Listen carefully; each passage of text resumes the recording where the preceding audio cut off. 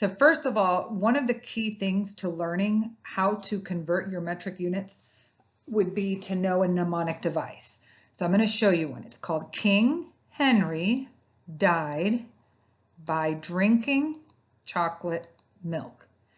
Now you might wonder, how in the heck is King Henry died by drinking chocolate milk going to help me to convert metric units of measurement? Well, each letter, the first letter of each of these words, is related to a type of measurement. So I'm going to show you what those are. The K stands for kilo, the H for hecto, the D for deca. So you might think, well, I've never heard the words kilo and hecto and deca. You really have, at least kilo, when you think of kilogram or a kilometer. So when you're thinking of adding those base units to that prefix kilo, that's your measurement. The B stands for the base units. When your base units in the metric system, if you remember from the last video, are liter, meter, and gram. And then we have the D for drinking is equal to deci, the C for centi, and the M for milli. Those are probably a little more common to you because you have used centimeters and millimeters more often. So here's a rule to remember. I want you to go ahead and copy this chart into your journal. Notice that this is a metric conversion chart, and I added the mnemonic device to it so that you can see where each word is correlated to each measurement. The first that you see is kilo. Kilo is equal to 1,000 units. When we look at it in powers of 10, it is 10 to the third power. Hecto is 100 units. That is 10 to the second power.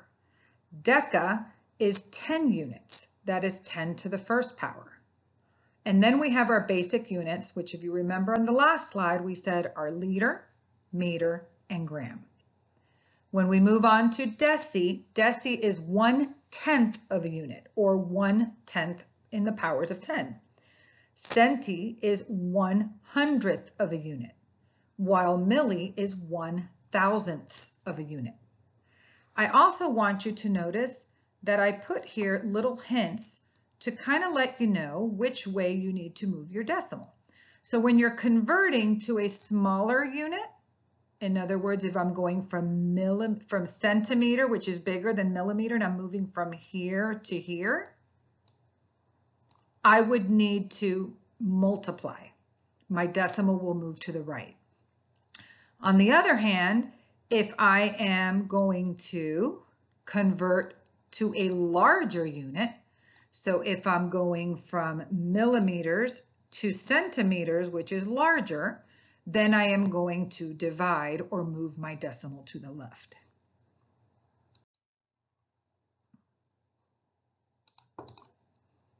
So we're going to try starting by converting from a bigger unit to a smaller unit. But before we start, I want you to learn this little saying to help you to remember what you do. It's just another little strategy that will help you, or tool or resource. When you're going from big to small, you multiply all. So remember that, big to small, you multiply all. So let's see our new scenario. Nick and Sophie measured the length of their hermit crabs. Nick measured his crab to be 34 millimeters in length. Meanwhile, Sophie measured her crab to be 2.8 centimeters. Who has the longer hermit crab? So you got to remember, we're working on a word problem here, so there's a couple things that you cannot forget to do. First of all, when you find your answer, you cannot forget to include your units. So if it's millimeters or centimeters, always include your units. Also include the label. What exactly are you giving us an answer for? So don't forget to do those two things. So let's look at this problem. We have Nikki's, which is 34 millimeters, and then we have Sophie's, which is 28 centimeters. 2.8, I'm sorry, centimeters.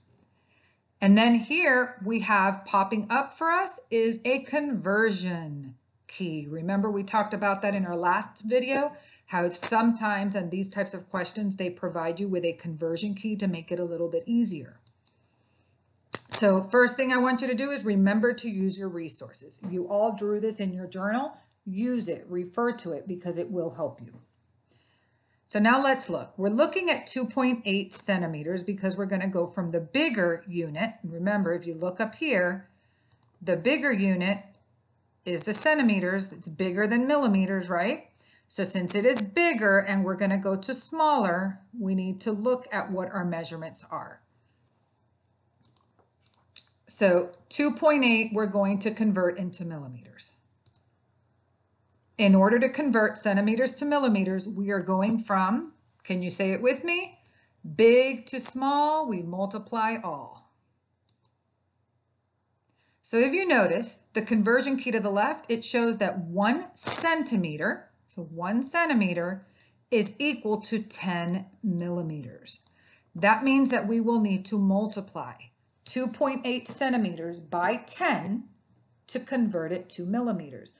Now, when you're multiplying by 10, you're multiplying by the power of 10 to the first. Can you try it on your paper before we go to the next slide? Pause for a second and try it. So the first thing I want you to do is make sure that you have your resource or your strategy or your key that we drew accessible so that you can refer to it.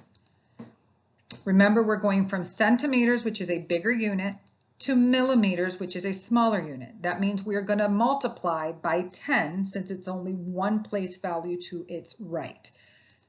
Our decimal will move one place value to the right. Also remember to look at your conversion key. That is kind of a hint for you to remind you what the conversions are. 1 centimeter equals 10 millimeters. So let's try it. 2.8 centimeters times 10 is going to equal 28 millimeters. See my little arrow? It's showing how the decimal was going to move one place to the right.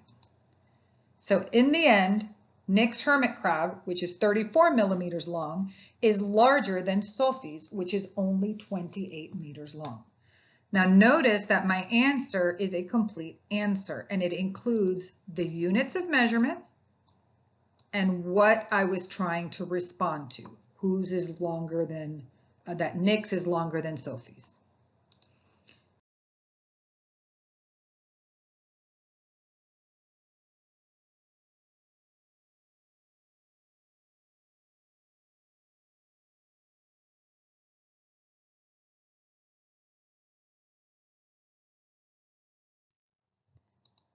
So let's try this out. Same word problem.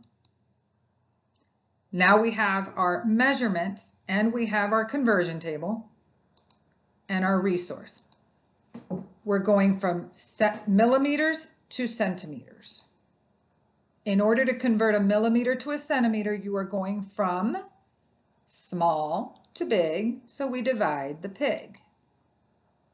If you notice the conversion key to the left, it shows that 1 centimeter is equal to 10 millimeters. So when we divide 34 millimeters by either 0.10 or 1/10, we will convert it to the centimeters. So again, I need you to make sure that you have your chart available so that you can look at this, okay? 34 millimeters is equal to how many centimeters? Well, this time we're moving from millimeters, which is a smaller unit, to a bigger unit, which are centimeters. We're only moving one place value to the left, so when we divide, we are moving our decimal one place value to the left. Remember to look at your conversion table. So 34 millimeters divided by 1/10 is equal to 3.4 centimeters. Our decimal went one place value to the left. Now, some of you might be looking at that and saying, well, 34 didn't have a decimal. But remember, when you have a whole number, the decimal always follows the last number in that whole number, even if you don't see it. So based on this, Nick's hermit crab is still bigger than Sophie's, or larger than Sophie's, because Nick's hermit crab is 3.4 centimeters long, which is larger than Sophie's, that is only 2.8 centimeters long. So I'm hoping that this will help you to now work out the word problems that you have for today's lesson. If you need to go back and look at the video again to help to remind you or refresh you, please do. If you have any questions, just feel free to shoot me an email and I will be happy to help. You all have fun.